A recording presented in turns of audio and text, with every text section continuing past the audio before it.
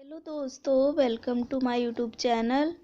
तो आज हम लोग इस वीडियो में मध्यकालीन भारतीय इतिहास के क्वेश्चन को सॉल्व करेंगे। क्वेश्चन नंबर पहला देखते हैं। पैगंबर हजरत मोहम्मद का जन्म कब हुआ था? तो इसका जो सही आंसर है वो ऑप्शन नंबर ए है, 570 ईस्वी में। ठीक है, सऊदी अरब में स्थित मक्का में इनका जन्म हुआ था और इनको ही मुस्लिम धर्म के प्रवर्तक माना जाता है और इसी कारण यह स्थान मुस्लिम धर्म के जो अनुयायी होते हैं उनके लिए ये पवित्र स्थल है। ठीक है, और इनकी मृत्यु 632 ईस्वी में हुई थी। 632 ईस्वी में। देखते हैं क्वेश्चन नंबर दूसरा। मोहम्मद बिन कासिम द्वारा सिंध पर विजय कब हुई थी? तो इसका जो सही आंसर हो वो ऑप्शन नंबर सी है, 712 ईस्वी। ठीक है, सिंध विजय की जो जानकारी है वो फारसी ग्रंथ चचनामा से मिलता है। ठीक है, चचनामा से मिलता है। और भारत पर पहला मुस्लिम आक्रमण 712 ईस्वी में अरब आक्रमण मोहम्मद बिन कासिम के द्वारा ही हुआ था। और मोहम्मद बिन कासिम के पहले जो 711 ईस्वी में, इनके पहले 711 ईस्वी में उबैदुल्लाह के नेतृत्व में एक अभियान दल भेजा गया था, लेकिन वह जो अभियान दल था वो पराजित हो गए थे वो लोग और वो मारे गए थे। और ये जो मोहम्मद बिन कासिम था ये सिंध पर विजय प्राप्त कर लिया था। ठीक है, क्वेश्चन नंबर तीसरा देखते हैं। कथन कारण से रिलेटेड है। कथन ए है, महमूद गजनी ने भारत पर 17 बार आक्रमण किए। और कारण आर, वह भारत में अस्थायी मुस्लिम शासन की स्थापना करना चाहता था। तो इसका जो सही आंसर है वो है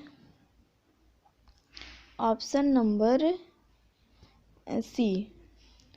कथन ए जो है सही है परंतु आर गलत है, क्योंकि महमूद गजनी ने भारत पर 17 बार आक्रमण किए थे, परंतु इन आक्रमण का ये उद्देश्य नहीं था कि वो भारत में अस्थायी मुस्लिम शासन की स्थापना करे, बल्कि वह ये था कि लूटपाट करके यहाँ से धन ले जाना। ठीक है, तो क्वेश्चन नंबर चौथा देखते हैं। महमूद गजनी के साथ भारत आने वाले मुस्लिम विद्वान कौन था? तो ये जो थे अल-बिरूनी, ऑप्शन नंबर बी।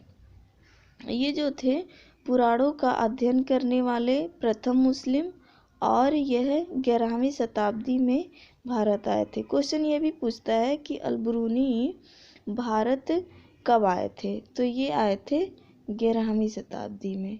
ठीक है, 11वीं शताब्दी।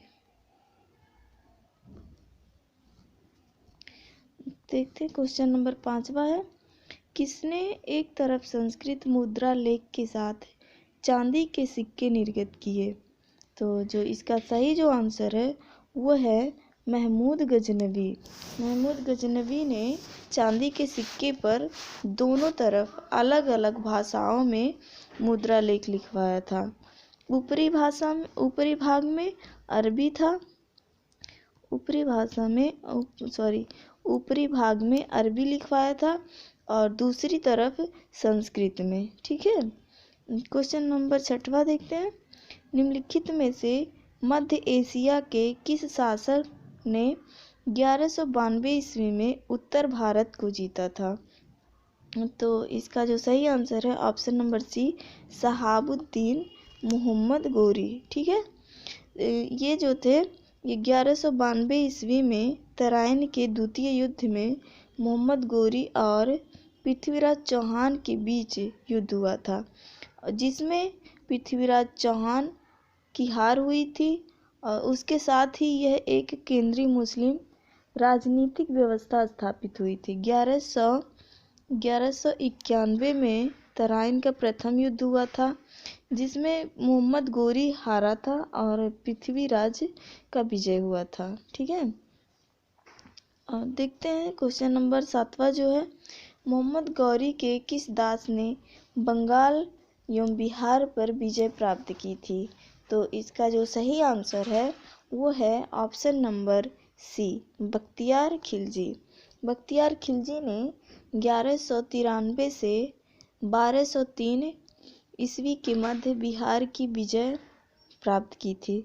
1193 से 1203, ठीक है, इन्होंने बिहार पर विजय प्राप्त की थी। और नालंदा एवं विक्रमशिला बिहार को तहस नहस कर दिया था। और राजधानी जो है वो उदंतपुर पर कब्जा कर लिया था। उदंतपुर के उस समय शासक जो थे वो थे लक्ष्मण सेन, जो एक अयोग्य शासक थे।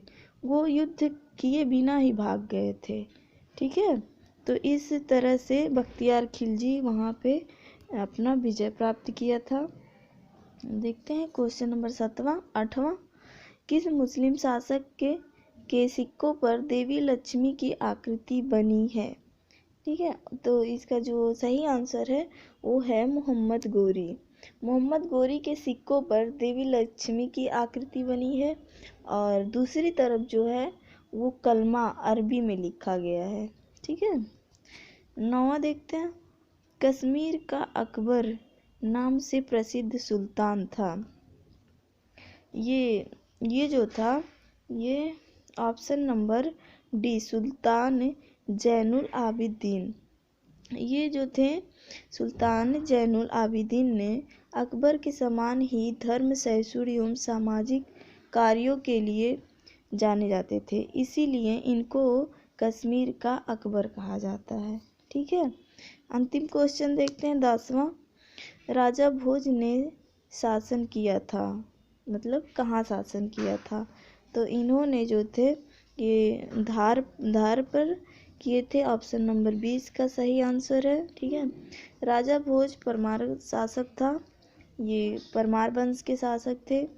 परमारों के पहले जो था शासन केंद्र वो उज्जैन था, लेकिन राजा भोज ने उसको हस्तांतरित करके धारा कर दिया था, और वे धारा से ही शासन करते थे। थैंक यू दोस्तों, इस तरह से हमारा क्वेश्चन सीरीज समाप्त हुआ। वीडियो को देखने के लिए धन्यवाद।